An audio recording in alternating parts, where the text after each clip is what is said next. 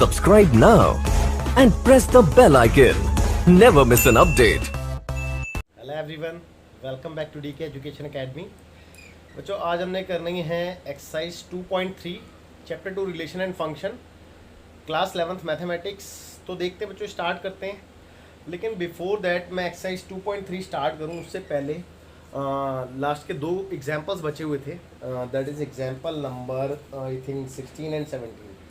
तो पहले मैं ये 16 एंड 17 एग्जांपल करा देता हूँ आपको, छोटे से हैं, इजी हैं, उसके बाद करेंगे। मैं हिंट देता हूँ इनकी ना।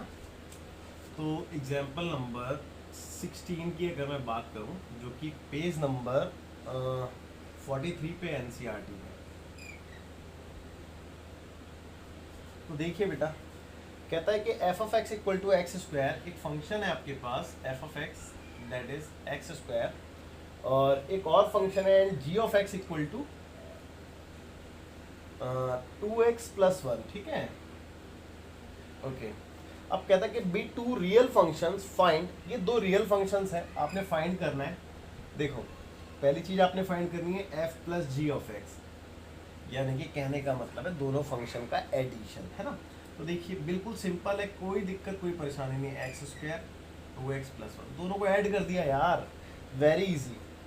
ठीक है, आगे बोला था f - g of x, f - g of x, that means in दोनों का सब्ट्रैक्शन। तो भैया f में से g को माइनस करना है, तो दिस माइनस दिस, यानी कि x², और जब इसको माइनस करना तो साइन बदलेंगे, तो 2x माइनस का और 1 भी माइनस का हो गया, सिंपल। और इसके बाद आगे बोला है f × g ऑफ x, है ना। तो f.g ऑफ x, यानी कि दोनों का मल्टीप्लिकेशन। तो चलो मल्टीप्लाई कर लेते हैं। देखो x² × 2x + 1, अब जब ब्रैकेट ओपन करेंगे तो क्या हो जाएगा, 2x³ ना हो जाएगा प्लस x², दैट्स इट, ये आपका आंसर होगा। ओके, अब इसके बाद आगे देखते हैं। लास्ट है f/g ऑफ x, यानी कि दोनों का डिवीजन। तो f कितना है, x² और g कितना है, 2x + 1। ठीक है, लेकिन इसमें एक कंडीशन होती है। कंडीशन क्या होती है कि डिनोमिनेटर 0 नहीं होना चाहिए, वरना फंक्शन अनडिफाइंड हो जाएगा।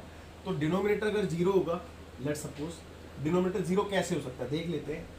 तो 2x = -1, भाई ये उधर जाएगा, तो x = -1/2, यानी कि अगर x की वैल्यू -1/2 हुई तो ये फंक्शन 0 हो जाएगा डिनोमिनेटर्स का, है ना, तो अनडिफाइंड हो जाएगा। तो हम यहाँ पे लिखेंगे कॉमा x ≠ -1/2, दैट्स इट। ठीक है बच्चों, तो आई होप ये समझ में आ गया होगा। और बिल्कुल सिमिलर 17 भी है, तो वो भी मैं आपको फटाफट से बता देता हूँ। एग्जाम्पल नंबर 17, जो कि सेम पेज पे ही है एनसीईआरटी में। तो कहता है कि let f of x equal to √x, यानी कि एक फंक्शन है √x। कहता है and g of x equal to x, और दूसरा फंक्शन है g ऑफ x, जो कि है x। ठीक है, अब कहता है कि be two real function defined over the set of non negative real numbers. कहते हैं कि find f + g of x, f - g, f × g, f/g of x, यानी कि वही सारी चीज़ें कैलकुलेट करें जो यहाँ पे करी थी। तो चलो f + g ऑफ x निकालते हैं। तो बेटा क्या होगा, दोनों को प्लस कर दो ना, √x + x, तो f - g ऑफ x निकाल लो, तो √x - x, भाई सिंपल है, माइनस कर देंगे। f × g ऑफ x निकाल लो, तो भैया कितना आएगा, √x × x, यानी कि दूसरे शब्दों में इसको x⁻⁴, देखो ना, ये पावर हाफ है, 1 है, तो हाफ और 1 मिलके क्या होता है, 3/2 ना होता है। ठीक है, तो 3/2 ये भी लिख सकते हैं। और f/g ऑफ x, तो कितना आएगा, f यानी कि √x और g यानी कि x। तो इन दोनों को भी अगर मैं सॉल्व करूँ तो 1/√x लिख सकते हैं, और कॉमा x ≠ = 0, x की वैल्यू 0 नहीं हो सकती, ये वाली बात भी आपको लिखनी पड़ेगी, है ना। तो मैं एक बार चेक कर लेता हूँ, और इसको आप चाहो तो ऊपर करके -½ भी लिख सकते हो इसकी पावर ना। चलो वो तो खैर बात हो जाता है, हाँ सेम ही है, इसमें खैर अलग होने का कोई चांस भी नहीं था। तो बच्चों, आप वीडियो को पॉज करके इन दोनों को नोट कीजिए, फिर एक्सरसाइज देखते हैं बच्चों एक बार ना, एक्सरसाइज 2.3। और हाँ, यहाँ पे मैंने 5.2 लिख रखा था, वो गलती से मैंने सही कर दिया उसको। और क्वेश्चन नंबर फर्स्ट देखते हैं, जो कि पेज नंबर 44 एनसीईआरटी में रहने वाला है। कहता है कि which of the following relations are functions.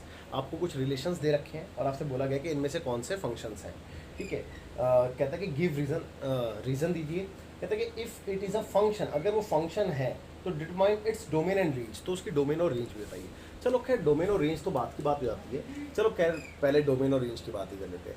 जैसे कि मैंने आपको बताया डोमेन का मतलब क्या होता है कि अगर इस फॉर्म में है, तो अगर इस फॉर्म में है, ठीक है, कार्टेशियन प्रोडक्ट की फॉर्म में है, तो जो सेट ऑफ फर्स्ट एलिमेंट होता है, ठीक है, set of first element that is 2 5 8 11 14 17, ये क्या कहलाता है बेटा, डोमेन कहलाता है। और सेट ऑफ सेकंड एलिमेंट क्या कहलाता है, रेंज कहलाता है, ठीक है। तो डोमेन और रेंज की बात तो हो गई है, लेकिन आएगा क्या वो हम निकाल के देखते हैं। बिफोर दैट हम पहले ये तो चेक कर लेंगे फंक्शन है या नहीं है। अब फंक्शन होने या ना होने के लिए, फंक्शन होने या फिर ना होने के लिए आपको एक बात पता होनी चाहिए, वो ये है कि बेटा अगर कार्टेशियन प्रोडक्ट की फॉर्म में है तो आपको पता होना चाहिए कि फंक्शन कब होता है, कि जब ये जो आप देख रहे हो पहला एलिमेंट, ये पहला एलिमेंट है ना, किसी भी दो ऑर्डर्ड पेयर में, कम से कम दो ऑर्डर्ड पेयर में रिपीट नहीं करेगा। मैंने ये बात आपको अच्छे समझाई भी थी। और दूसरी बात ये भी बताई थी कि मतलब ऐसा नहीं होगा कि अगर ऐसा हुआ तो इसका मतलब ये मान लो 1 है, ये 2 है, ये 3 है, तो ऐसा हुआ तो कैसे होगा 1,2 और 1,3, तो इसका मतलब देखो ना पहला एलिमेंट रिपीट हो गया, तो वो चीज़ नहीं होनी चाहिए। बस इतना सा ध्यान रखना है आपने। और अगर ये सेट की फॉर्म में दिया होता तो फिर तो बहुत ईजी हो जाता हमारे लिए, बट कोई बात नहीं, सेट की फॉर्म में नहीं दिया तो हम ऐसे ही करेंगे, है ना। तो देखते हैं भाई 2 5 8 11 14 17, भैया पहला एलिमेंट रिपीट नहीं हुआ तो इट डेफिनेटली फंक्शन है, तो इट इज़ अ फंक्शन, ठीक है। लिख देता हूँ मैं, इट इज अ फंक्शन, यह फंक्शन है। अब इसकी डोमेन की बात करें तो खैर आप भी लिख सकते हो कि पहला जो एलिमेंट है, सेट ऑफ फर्स्ट एलिमेंट 2 5 8 के बाद 11 14 17, और रेंज की बात करें तो दूसरा एलिमेंट इत्तेफाक से 1 ही है, हर जगह रिपीट तो करते नहीं है, आपको बता रखा है सेट में कोई भी एलिमेंट रिपीट नहीं करते, तो 1 है ना। और आप ये देखो ना, आप खुद ये बात देख लो कि बेटा यहाँ पे डिफरेंट एलिमेंट की डिफरेंट मतलब इमेज हो सकती है। ये चीज़ पॉसिबल है, ये चीज़ नॉट पॉसिबल है। इस चीज़ के लिए मैंने मना किया था कि ये पॉसिबल नहीं है, बट ये पॉसिबल होता है, ठीक है। तो आई होप आपको ये बात समझ में आ गई होगी। इसको देखते हैं भाई, देखो 2 1 4 2 6 3, मतलब 2 4 6 8 10 12 14, इट्स अ फंक्शन, ठीक है। तो ये फंक्शन है, तो इट इज़ अ फंक्शन। और इसकी डोमेन, अगर डोमेन की बात करें तो 2 4 6 8 10 12 14, 2 4 6 8 10 12 14, ठीक है। और रेंज की बात करें तो रेंज इसकी होगी 1 2 3 4 1 2 3 4 5 6 7, 1 2 3 4 5 6 7, ओके, ठीक है। अब इसको देखते हैं, देखना क्या है, तो it is not a function, ये फंक्शन नहीं है, ठीक है। बिकॉज ऑफ देखो ना फर्स्ट एलिमेंट, देखो आप अगर इसको ऐसे करके भी देखोगे तो यहाँ पे क्या है 1 और 2, 1 और 2 के अलावा कुछ है ही नहीं, और 3 5 यहाँ पे 3 और 5 है ना। तो 1 की 3 के साथ चलो बना दी, 1 की 5 के साथ, ये चीज़ तो पॉसिबल ही नहीं थी, कैसे बना दी 2 की 5 के साथ, है ना। तो इसीलिए मैंने बोला ये तो फंक्शन है ही नहीं। तो बच्चों आई होप आपको ये बात भी अच्छे से क्लियर हो गई होगी। तो जब फंक्शन नहीं है तो इसकी डोमेन और रेंज की बात भी नहीं करेंगे। आप वीडियो को पॉज करके नोट कीजिए, फिर आगे तो देखते हैं क्वेश्चन नंबर 2। तो क्वेश्चन नंबर 2 में क्या लिखा है, कहता है कि find the domain and range of the following real functions. Number 1, 2 part है इसमें। तो f of x equal to minus mod of x, देखो इसकी डोमेन भी निकालनी और रेंज भी निकालनी, वॉट एवर, खैर उससे मतलब नहीं है क्या निकालना है क्या नहीं निकालना। आप ध्यान दो, आपको डोमेन और रेंज निकालनी है। और डोमेन क्या होती है, मैंने आपको बताया कि जहाँ पे फंक्शन डिफाइंड हो रहा हो, पहली बात। रेंज क्या होती है, जहाँ पे जिस x की वैल्यू पे, ठीक है, यानी कि f ऑफ x की वैल्यू, x की वैल्यू पुट करने पर जो हमें f ऑफ x की वैल्यू मिलती है उसको हम रेंज कहते हैं। तो ध्यान देना बेटा, आपको पता है मॉडुलस फंक्शन की मैंने डेफिनेशन बताई थी आपको, ठीक है, प्रीवियस इंट्रो में। तो देखिए एक बार इसको, भाई एक बार मैंने आपको बताया था मॉडुलस फंक्शन को हम कैसे लिखते हैं। एक बार इसको हम पॉजिटिव लिखते हैं। जब मैं इसको पॉजिटिव लिखूँगा, है ना, जब मैंने इसको पॉजिटिव लिखा तो x की वैल्यू मैंने पॉजिटिव लिखी, लेकिन x की वैल्यू पॉजिटिव कब होती है? जब x is greater than equal to 0 होता है ना। तो यानी कि पॉजिटिव और बाहर था माइनस का साइन, तो ये बन गया माइनस एक्स बन जाएगा ये। लेकिन कब बना? जब x is greater than equal to 0 था तब बना। अब एक बार मैं नेगेटिव लूँगा इसको, तो बाहर माइनस का sign as it is negative ले लिया मैंने। नेगेटिव कब होता है? जब ये लेस देन 0 होता है। तो ये नेगेटिव नेगेटिव बन गया पॉजिटिव, ठीक है। तो x इज लेस देन 0। तो आई होप यहाँ तक भी कोई डाउट नहीं होगा, है ना। और अब तो हो गया, समझ लो क्वेश्चन। तो देखो, आप खुद देखो कि मैं x की कोई भी वैल्यू सब्स्टिट्यूट करूँ तो फंक्शन डिफाइंड होगा डेफिनेटली। तो hence we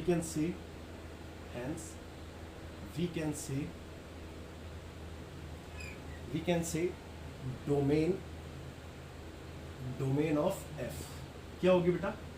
domain of f होगी एवरी आर। मैंने बताया ना, हर एक वैल्यू पे ये फंक्शन डिफाइंड हो रहा है, हर एक वैल्यू पे फंक्शन डिफाइंड हो रहा है, ठीक है।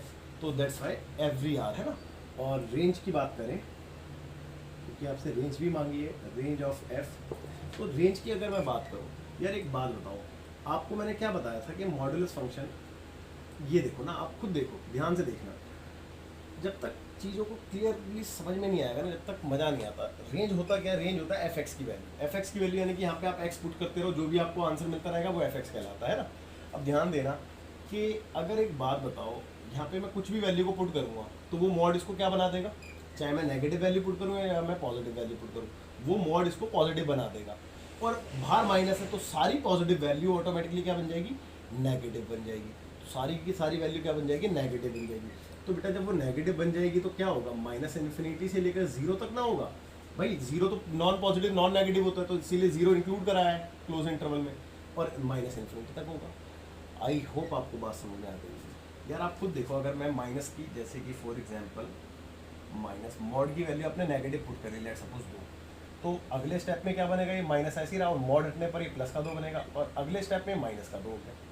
तो यानी कि नेगेटिव ही आ रहा है। और अगर आप पॉजिटिव वैल्यू लेते, सपोज करो 2 लेते, तो भी तो ये -2 ही आता है ना। तो कहने का मतलब ये है कि आपको रेंज समझ में आ गई होगी कि माइनस इन्फिनिटी से 0 तक होगी थी।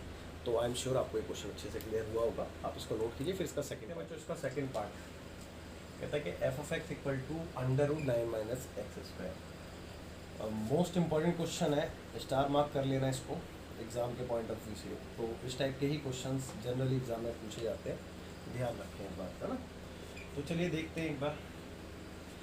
देखिए, आपने इसकी डोमेन और रेंज बतानी है ना।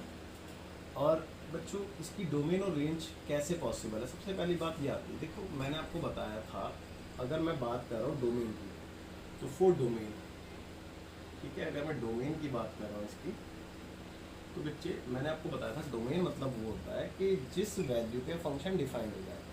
और एक बात बताओ, ये फंक्शन पता है डिफाइंड कब होगा? जब इसके अंदर का रिजल्ट, यानी कि जो रूट है उसके अंदर का रिजल्ट पॉजिटिव आएगा या फिर 0 आएगा, है ना। क्योंकि अगर ये नेगेटिव आ गया अंडर रूट में, जैसे -3 आ गया, तो बेटा रूट से 3 डिफाइंड ही नहीं होता, कोई रियल वैल्यू ऐसी होती ही नहीं है, ठीक है। खैर ये वाली बात आपको कॉम्प्लेक्स नंबर चैप्टर 5 में ही पढ़ने को मिलेगी बहुत अच्छे से, कि अंडर रूट के अंदर फंक्शन डिफाइन कैसे नहीं होता है ना। कोई भी वैल्यू माइनस में अगर आती है तो डिफाइन क्यों नहीं होती है, तो वो खैर बात की बात हो जाती है। तो नेगेटिव नहीं आ सकता, यानी कि हमें ये बात पता चल गई है कि इस फंक्शन को डिफाइंड होने के लिए रूट के अंदर वाली वैल्यू का पॉजिटिव होना बहुत जरूरी है, या फिर 0।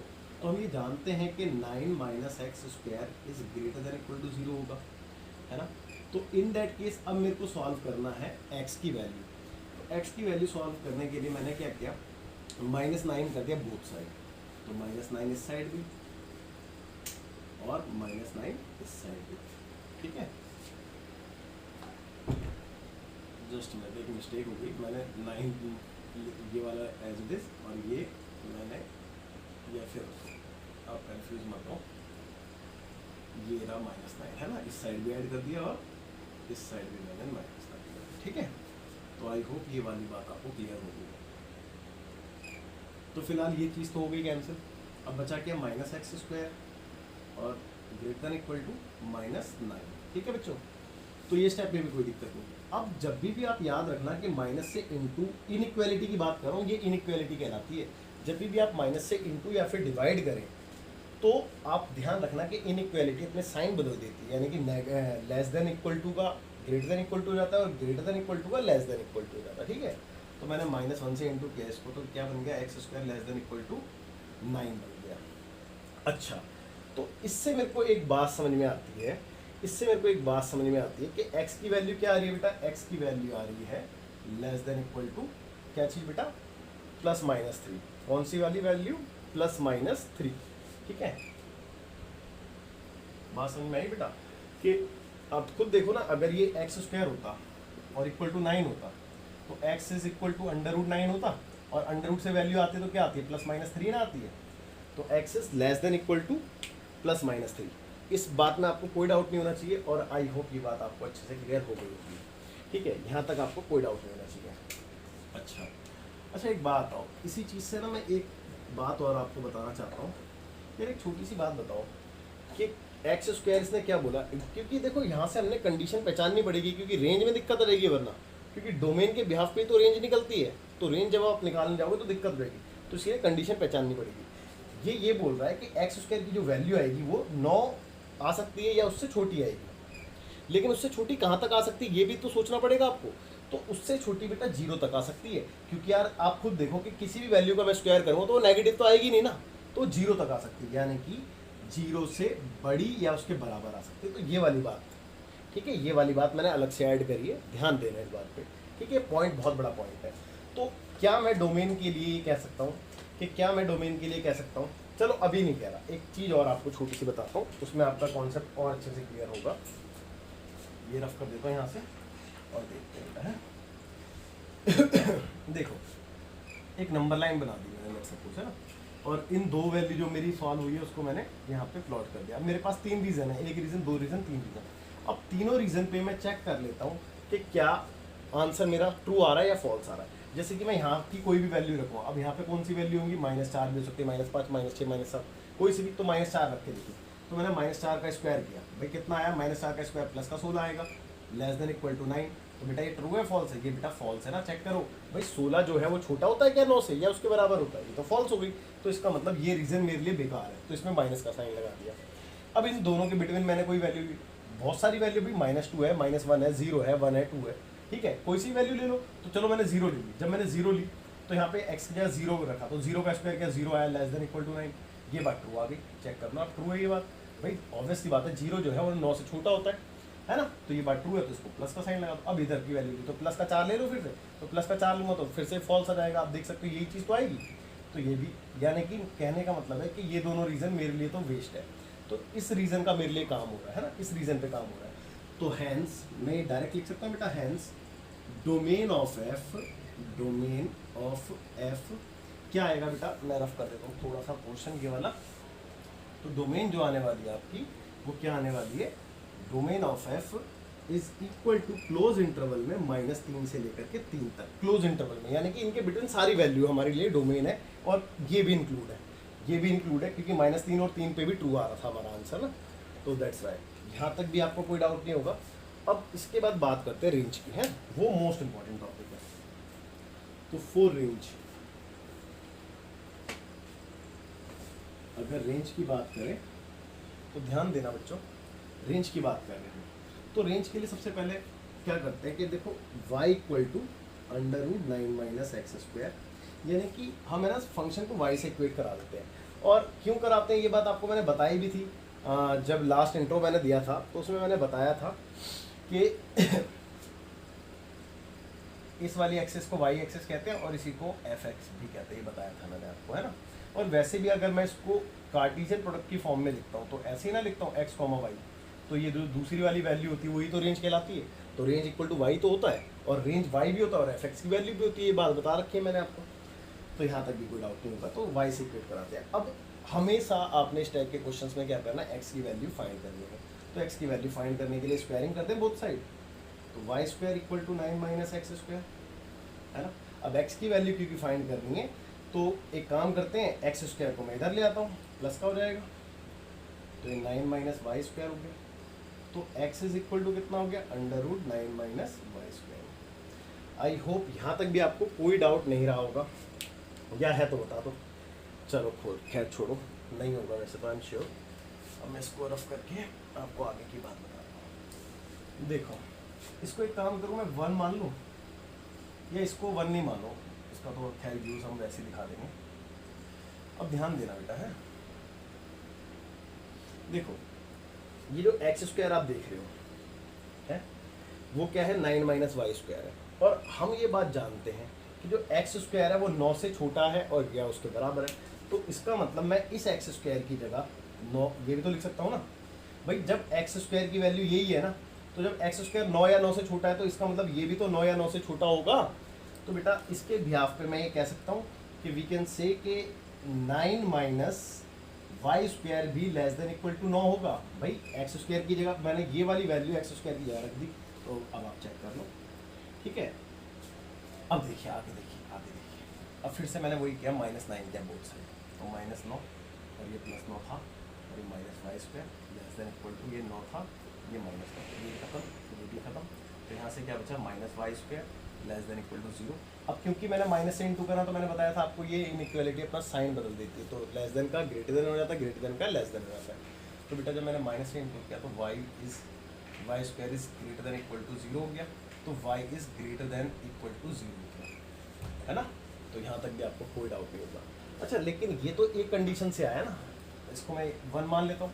दूसरी भी तो कंडीशन है, क्योंकि मैं एक्स स्क्वायर जो है वो 0 से भी तो आ रहा है ना कि 0 से बड़ा है। तो जब मैंने 9 से छोटा दिखाया तो अब मैं इस कंडीशन में भी रख के देखता हूँ। तो देखो 0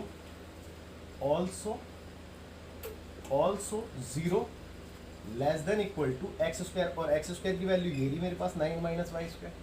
चेक कर लो भाई, यही है ना 9 माइनस वाई स्क्वायर। अब आप यहाँ से फाइंड आउट करो, तो देखो एक काम करो, माइनस कर दो 9 बोथ साइड, तो -9 + 0 लेस देन इक्वल टू -9 और ये वाला +9 और माइनस का वाई स्क्वायर, है ना। और ये कैंसिल हो गया यहाँ पे फिर से, तो ये आ गया -9 less than equal to minus y square. अब फिर से मैंने क्या करा, माइनस का इंटू करा दिया, ठीक है, माइनस का इंटू कराया। तो जब माइनस का इंटू कराया तो ये हो गया 9, और मैंने बताया था माइनस के इंटू करते हैं तो ये साइन बदल जाते हैं, तो ये हो गया greater than equal to y square, ठीक है। तो इसका मतलब क्या हुआ कि वाई स्क्वायर, या this implies that y square जो है वो लेस देन इक्वल टू 9 है ना, यानी कि 9 बड़ा है वाई स्क्वायर से। तो दैट मीन्स इसका आंसर क्या निकलेगा, इसका आंसर निकलेगा कि y is less than equal to +-3, है ना। तो इसका आंसर यही निकल रहा है ना कि y is less than equal to +-3। तो इट मीन्स जो y की वैल्यू आ रही है वो -3 से बड़ी और बराबर, लेकिन 3 से छोटी आ रही है ना, यही आ रही है बेटा। और y की वैल्यू ही तो रेंज है भाई, y की वैल्यू को ही तो रेंज कहते हैं, ये बात तो क्लियर है ना, क्योंकि y की वैल्यू ही तो f(x) की इक्वल है। देखो चेक करो, चलो मैं यहाँ पे लिख देता हूँ कि put f(x) equal to y, और f(x) ही तो रेंज होता है ना, आप तो समझ गए बात को। अब देखो ना y की वैल्यू जो आ रही है वही मेरे लिए आंसर है, लेकिन इक्वेशन नंबर 1 में मतलब इक्वेशन तो नहीं कहेंगे, स्टेटमेंट कह सकते हैं। स्टेटमेंट 1 में इसने बोला था कि 0 उससे बड़ी होनी चाहिए y की वैल्यू, तो इसका मतलब y की वैल्यू नेगेटिव तो नहीं होनी चाहिए। तो इन दोनों का कंक्लूजन क्या निकल रहा है कि y की वैल्यू 0 और उससे बड़ी, लेकिन 3 और उससे छोटी है, तो ये वाला पोर्शन हम हटा देंगे, है ना, ठीक है। तो from statement 1 and 2, from statement 1 and 2 we can say, तो हम क्या कह सकते हैं बेटा, 0 से बड़ी और बराबर है y, लेकिन 3 से छोटी है। सो देयरफॉर रेंज क्या होगी बेटा f की, 0 से 3 होगी, आप चेक कर सकते हैं, ठीक है। रेंज क्या होगी, 0 से लेकर के 3 हो गई, और आप चेक कर सकते हैं, और यही आंसर है, ओके। तो आई होप आपको ये क्वेश्चन भी अच्छे से क्लियर हो गया होगा। बहुत इंपॉर्टेंट क्वेश्चन था, और इसके जैसे अभी बहुत सारे क्वेश्चन करने भी हमने एग्जाम के पॉइंट ऑफ व्यू से। देखते हैं बच्चों नेक्स्ट क्वेश्चन नंबर 3, कहता है कि a function f is defined by f(x) equal to 2x minus 5 ना। तो आपको f(x) दे रखा है 2x माइनस 5 है, और आपसे आगे बोला है कि write down the values of number 1, 2 and 3, यानी कि f0, f7 और f-3, इसकी वैल्यू आपने फाइंड करनी है। कोई दिक्कत कोई परेशानी, सबसे इजी क्वेश्चन है यार, ये भी मेरे से करवाओगे आप। एक पार्ट में कर देता हूँ, ठीक है। जैसे कि f-3 का मतलब क्या है कि भैया x की जगह -3 सब्स्टिट्यूट करना है, इतना ही सही तो मतलब है। तो देखो 2 × -3 और ये -5 है सीधा, तो कितना आ रहा है इसका, -6 -5, इट मीन्स -11 इसका आंसर। That's it. बाकी ये दो आप खुद कर लेना। आगे देखते हैं क्वेश्चन। देखते हैं बच्चों क्वेश्चन नंबर 4। कहते हैं the function t which maps temperature in degree Celsius into temperature in degree Fahrenheit. आगे कहता है is defined by T of C equal to 9c/5 + 32। आपको फंक्शन दे रखा है T of C, that is this, यानी कि टेम्परेचर को डिग्री से सेल्सियस में कन्वर्ट करने वाला है फॉर्मूला ये, है ना। आगे कहता है कि फाइंड करो number 1 T of 0, T of 28 number 2 में, T of 3 T of -10 number 3 में, और नंबर 4 में कहता है कि सी की वैल्यू बताओ जब टी सी की वैल्यू 212 है। तो बहुत इजी क्वेश्चन है, इनफैक्ट बिल्कुल similar to previous question number 3 के जैसा है। अब आपने ये वाली तीनों वैल्यूज तो फाइंड आउट कर ही सकते हो जैसे कि पिछले क्वेश्चन में हमने करी थी। चलो फिर भी मैं एक करा के दिखाता हूँ। लेट्स सपोज ये वाली कर लेते हैं। तो आपने यहाँ पे क्या करना है भाई, सीधी सी बात है, सी की जगह 0 पुट करना है। तो जब आप सी की जगह 0 पुट करोगे तो 9 × 0/5 + 32, इसका मतलब क्या आएगा, ये तो पूरा टर्म 0 बन जाएगा भाई, 0 से इंटू होगा, 0 से डिवाइड होगा तो क्या बचेगा 32। ऐसे ही आपने सबके आंसर निकाल देंगे, है ना। तो ये तो बहुत ईजी था, बाकी ये पार्ट आप खुद कर लोगे। इसकी बात करते हैं। इसने बोला कि चौथे पार्ट में जब टी ऑफ सी की वैल्यू 212 है तो सी की वैल्यू बताइए। चलिए इसको फाइंड आउट करके देखते हैं। तो आपको देखो टी ऑफ सी में पुट कर देना है, यानी कि 9c/5 + 32 इक्वल टू, भाई टी ऑफ सी की वैल्यू यही तो थी ना फंक्शन की वैल्यू, और इक्वल टू में कितना है 212।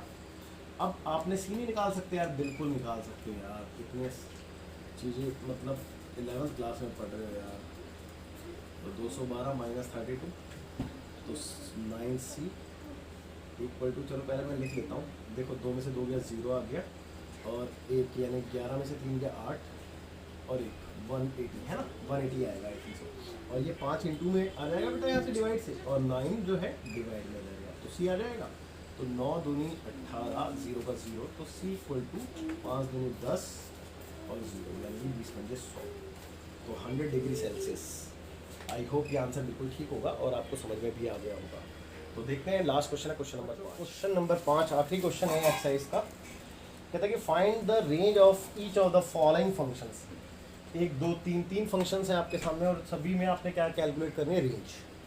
अब नंबर 1 के लिए कहता है कि f(x) = 2 - 3x, x belongs to R, x is greater than 0। ठीक है, यानी कि कहने का मतलब ये है कि f(x) आपको दे रखा है 2 - 3x, और x रियल वैल्यू को बिलोंग कर रहा है, और x की वैल्यू जो है 0 से बड़ी है ना।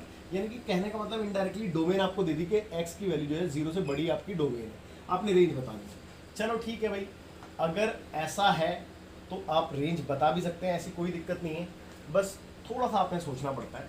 चलिए ठीक है, आपको सबसे इजी क्वेश्चन कराता हूँ पहले ये वाला, है ना। तीसरा पार्ट देखते हैं। कहता है कि तीसरे पार्ट में f(x) = x है, तो x बिलोंग कर रहा है रियल नंबर को, तो आपने रेंज बतानी है। तो यार एक बात बताओ, इसको अगर आपको याद हो तो मैंने अभी इंट्रो में एक क्वेश्चन कराया था, क्या कहते हैं, ग्राफ का आइडेंटिकल फंक्शन। ठीक है, ये सेम आइडेंटिकल फंक्शन नहीं है, और आइडेंटिकल फंक्शन में मैंने आपको समझाया था कि इसकी डोमेन और रेंज सेम होती है। तो भैया यहाँ पे कोई शक ही नहीं है इस बात का कि डोमेन और रेंज अलग हो। तो इसकी डोमेन क्या होगी, डोमेन इसकी क्या होगी भैया, इसने बोला ना x belongs to R, तो R होगी, तो इसकी रेंज भी तो सेम ही ना होगी। सोचना क्या था इसमें, है ना। ओके चलो इसकी बात करते हैं। अब जब ये कराया तो फिर यही कर देते हैं। देखो इसने बोला x बिलोंग कर रहा है R को, यानी कि डोमेन तो इसकी सारी रियल वैल्यू है। अब रेंज देखनी है, तो यार एक छोटी सी बात बताओ कि क्या x² की वैल्यू > 0 होती है या नहीं होती।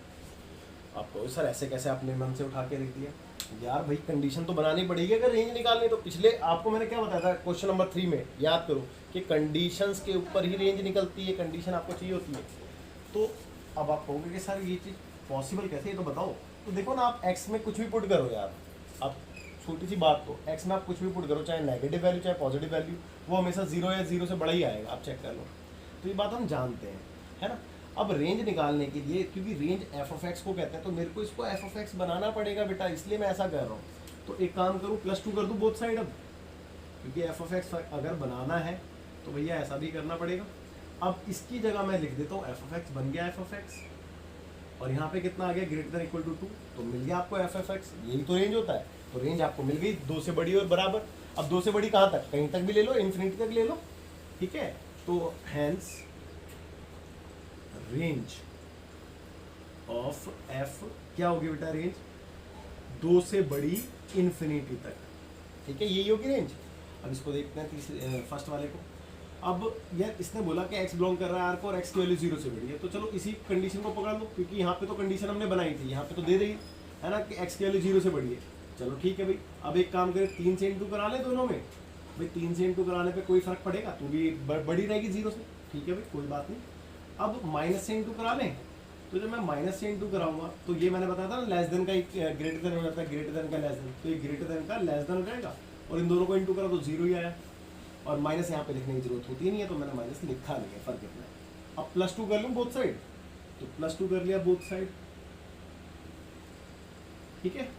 तो अब ये देखो बन गया ना फंक्शन। मैंने क्या कहा था कि हमें फंक्शन बनाना पड़ेगा ना रेंज निकालने के लिए, तो अब मैं इसकी जगह f(x) लिख सकता हूँ और लेस देन 2, तो मेरे को मिल गई रेंज।